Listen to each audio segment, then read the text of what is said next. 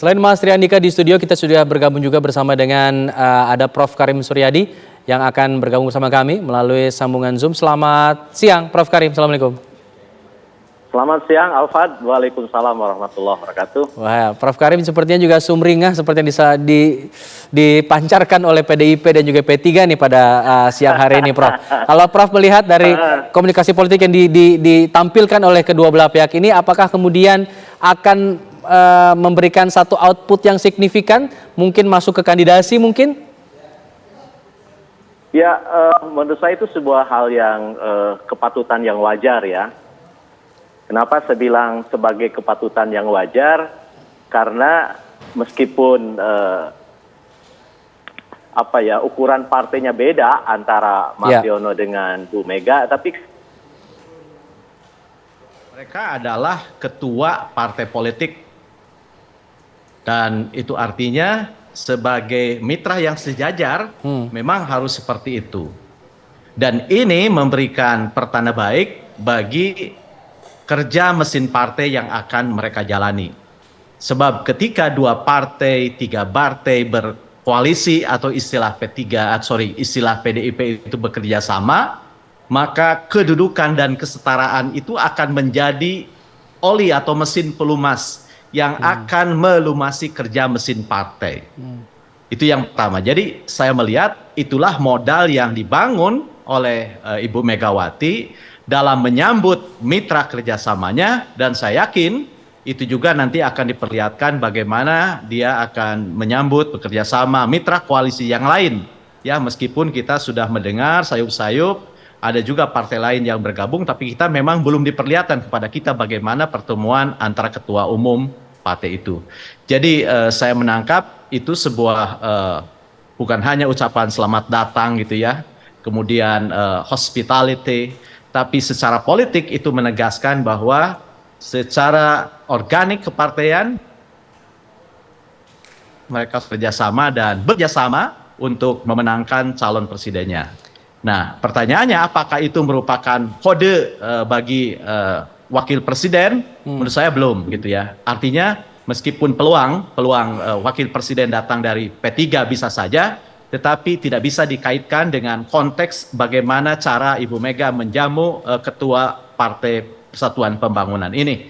Karena saya yakin banyak variabel yang dipertimbangkan, seperti halnya variabel yang dipertimbangkan dalam hal penetapan calon presiden. Jangan lupa bahwa sekarang survei mau tidak mau harus dibaca, harus dipertimbangkan, karena saya yakin dan berulang-ulang katakan betapapun hasil survei kadang beda-beda, tetapi survei mencerminkan darah, air mata, dan perjuangan orang yang disurvei gitu ya. Dan ini sedikit membantu karena apa? Karena ada yang ironis ya di Indonesia itu, dan ini sangat menyedihkan sebenarnya. Di mana ironinya? Karena keterlibatan masyarakat dalam nominasi kandidat itu sama sekali tidak ada. Jadi seakan-akan itu menjadi wewenangnya ketua umum partai politik, wewenangnya elit partai, padahal apa yang mereka putuskan akan dijual dan harus dibeli oleh masyarakat sebagai pemilih.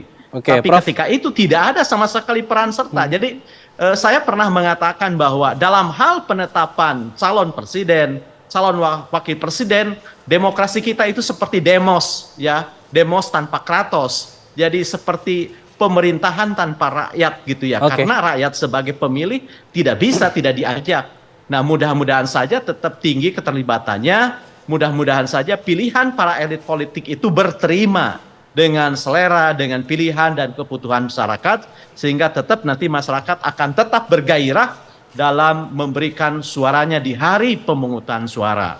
Jadi mungkin kita dulu pernah ada konvensi partai politik ya, digagas salah satu partai, saya sebut saja Partai Golongan Karya, namun karena hasilnya tidak bagus, sehingga ini tidak merupakan praktik yang diulang. Seakan-akan itu sebagai sebuah legacy yang buruk gitu ya.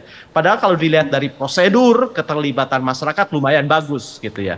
Nah, jadi menurut saya itu beberapa catatan. Yang pertama soal bagaimana misi pertemuan, arti pertemuan, wacana yang terbaca dari pertemuan ini sekali lagi menunjukkan kesetaraan, kesederajatan yang merupakan oli yang akan menjadi mesin ya, oli yang akan melumasi mesin politik partai.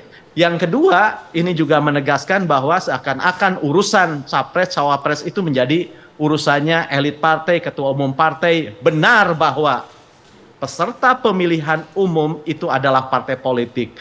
Benar bahwa yang harus memajukan calon presiden dan wakil presiden itu adalah partai politik atau gabungan partai politik. Tetapi jangan lupakan bahwa yang akan menentukan menang kalahnya seseorang itu adalah para pemilih, adalah rakyat.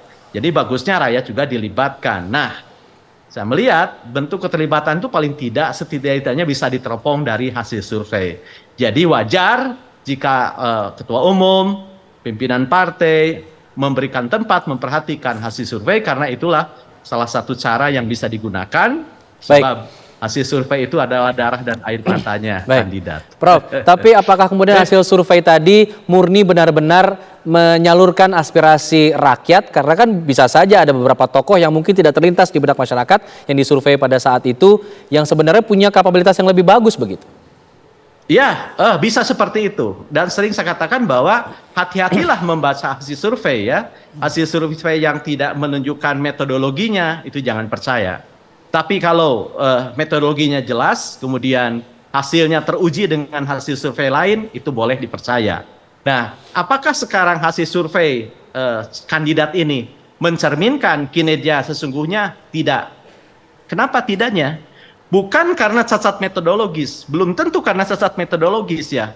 Hasil survei kandidat bisa jadi berbeda hasilnya dan tidak seperti ex post facto gitu ya, atau exit survei. Kenapa? Kalau exit survei kan ada kunci jawabannya. Exit survei akurasinya ditentukan oleh hasil akhir. Tapi kalau survei kandidat tidak bisa, karena konstruksi pertanyaannya juga, jika pemilu dilakukan hari ini kan pengandaian. Nah, karena itu maka bisa saja hasil survei itu tidak menunjukkan kinerja kandidat yang sesungguhnya. Mengapa? Bukan karena metodologi. Tetapi karena ketika disurvei hari ini, kandidat seakan-akan tidak bekerja. Kandidat tidak bekerja dalam keadaan diam.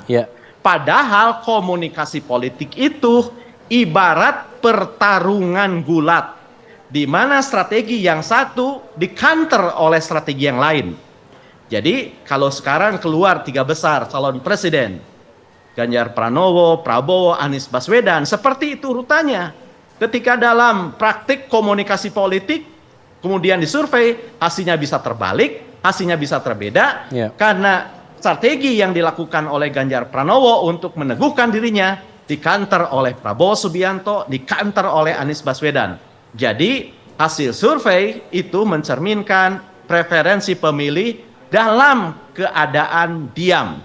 Kandidat dalam keadaan diam membaca apa yang terekam dalam benaknya, namun dalam praktik komunikasi politik, strategi yang dipraktikkan oleh kandidat itu akan dikanter persis seperti pertandingan gulat ya.